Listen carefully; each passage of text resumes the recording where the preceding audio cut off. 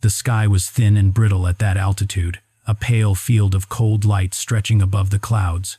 Through the canopy of a German fighter, a lone pilot watched the silhouettes below him climb with painful slowness. Their wings looked too small, their fuselages too thick, their movements too heavy for the brutal arena they were entering. From his oxygen mask came the faint trace of laughter, a quiet disbelief that anything shaped like that could survive the world waiting above France. But war has a way of rewriting its own rules. What those pilots saw that morning were not mere machines struggling toward the fight. They were looking at the first steps of a weapon built on a different vision of air power, a machine that would turn ridicule into fear and tilt the balance of the skies. The gap between what the eye could see and what history would remember was wide enough to swallow an Air Force whole. And somewhere in that thin, icy air hung the question that would define the months ahead. What happens when a fighter that should not have worked becomes the one no enemy can escape? The story truly begins long before those first encounters above France. In the summer of 1940, while Europe burned under the rapid advance of German air power, American planners studied the wreckage of countries that had fallen and understood a truth that was as cold as the steel they would soon forge. If the next war was to be won, it would be won at altitude. German fighters had carved through the skies with deadly precision, and the United States needed something that could reach higher, hit harder, and endure the kind of punishment that broke lesser machines apart. When engineers at Republic Aviation received the Army's urgent specifications, they faced a dilemma that bordered on the impossible. Traditional fighter design favored light frames, nimble wings, and quick movements. But the threat now rising above Europe demanded a fighter built around a different philosophy. Alexander Kartveli, the Georgian-born designer entrusted with the task, made a choice that startled even his own team. He would not build a sleeker Spitfire or a cleaner Messerschmitt. He would build something larger, stronger, and far more powerful than anything in American service. The prototype that emerged, the P-47B, did not slip into the air so much as force its way upward. Its massive turbocharged engine filled the fuselage like a beating heart of metal and fire. Its wings carried the weight of 8 heavy machine guns. Its silhouette looked awkward, its proportions alarming. Test pilots approached it with the same uneasy respect that soldiers give to unfamiliar artillery. And yet, when the throttle opened, the aircraft climbed as though it had found a secret path through the sky. But progress came at a terrible cost. Between late 1942 and early 1943, training squadrons struggled to tame the machine. The aircraft ground-looped without warning, torque-rolled if handled carelessly, and dove so fiercely that pilots occasionally felt the controls freeze beneath their hands. The statistics were grim: dozens of aircraft lost, too many young airmen killed before they ever saw an enemy. The Thunderbolt seemed less like a promise and more like a threat that turned inward. Even so, the design refused to be judged by first impressions. Those who survived the early months learned that beneath its size lay an engine that refused to quit and a frame that could drink punishment without falling apart. When combat finally came to the heavy fighter in the spring of 1943, the battlefield introduced yet another challenge. The Thunderbolt could not turn with German fighters. It could not climb with them at lower altitudes.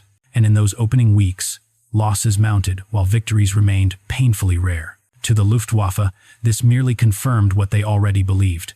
The Americans had brought a mistaken idea into the skies of Europe. A machine too big, too heavy, too slow. A fighter that did not deserve the name. What they missed, in those first chaotic months, was the subtle shift already taking shape. The P-47 was surviving hits that would have torn their own aircraft apart, and it was carrying a weapons system whose full consequence had not yet been felt.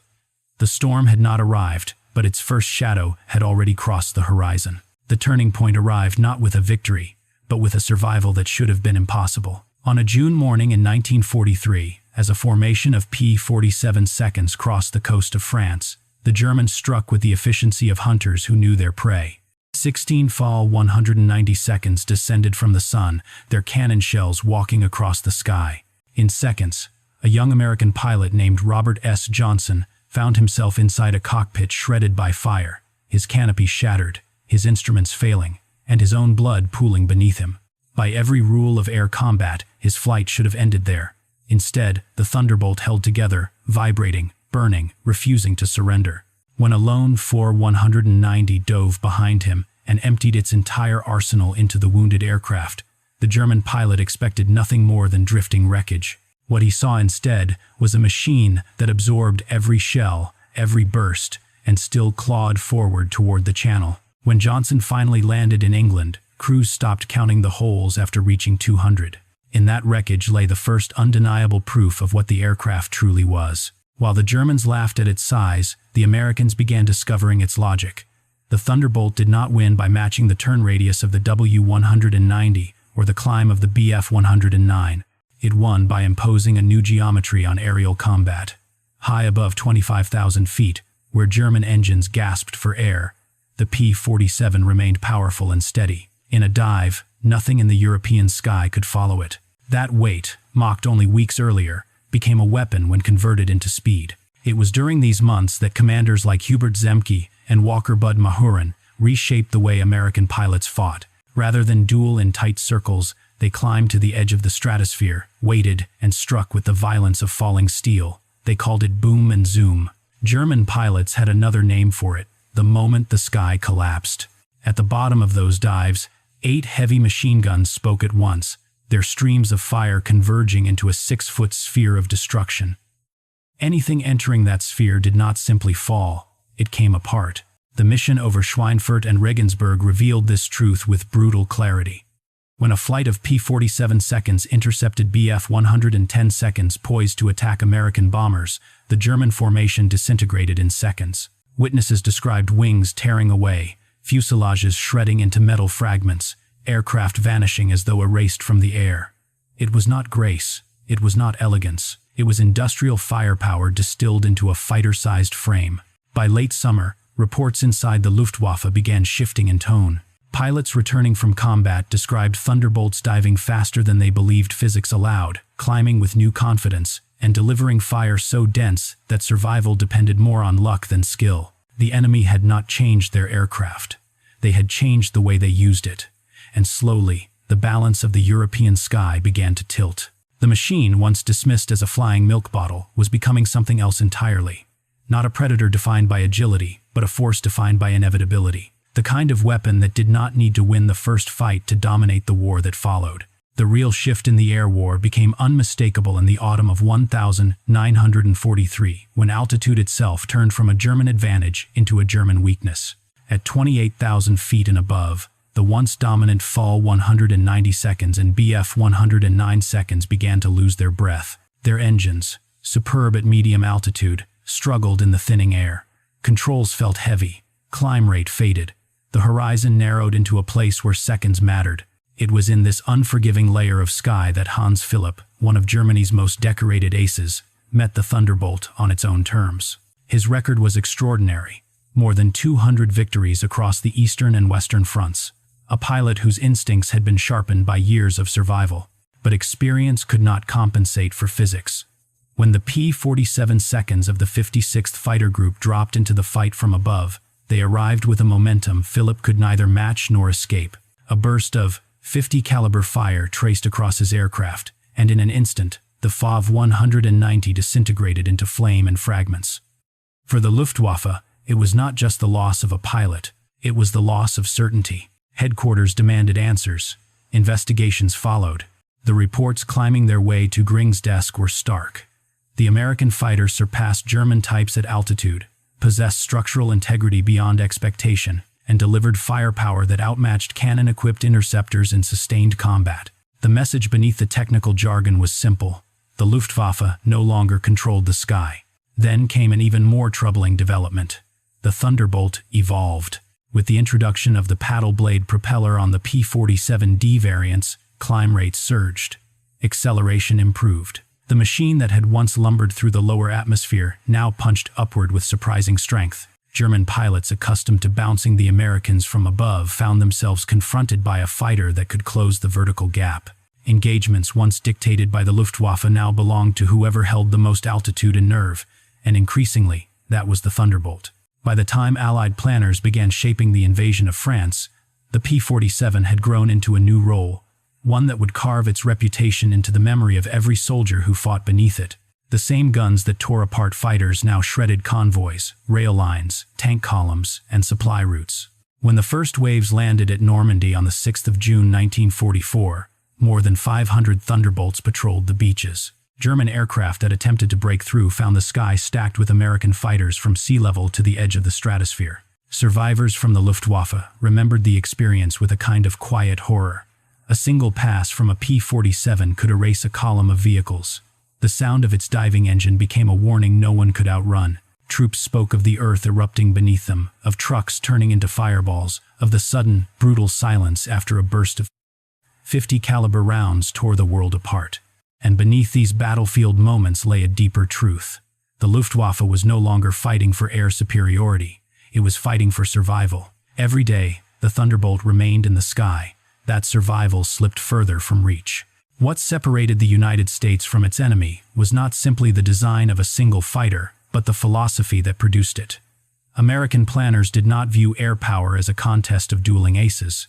They saw it as an industrial campaign, a struggle where logistics, training, and production mattered as much as tactics. The Thunderbolt, with its heavy frame and relentless firepower, was the natural expression of that worldview. Factories in New York and Indiana delivered aircraft at a pace that astonished even Allied commanders.